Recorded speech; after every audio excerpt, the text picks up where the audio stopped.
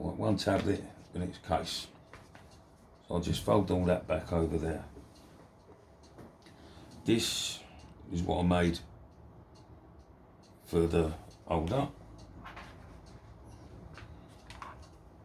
So I just put this in there like that. That goes up, holds it. That goes on. Push that up. And now that is all held in place. As you can see, it was an old kettle box. I just cut it down, bent it up, done this. 4 bits of Velcro. That goes on there. That goes on there. Turn it all the way around. Made a little cutout. My tablet then goes in there, right up.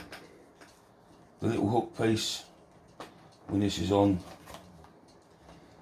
goes through to grab the tablet. And fingers and thumbs.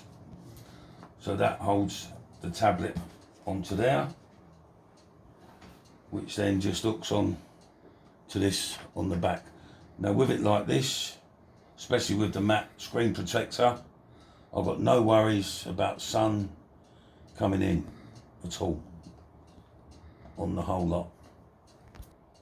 Off, yeah. Right. As you can see, it's now all together. Sunshade all fitted. Absolutely perfect. My lanyard, slinging it around my neck. Perfect.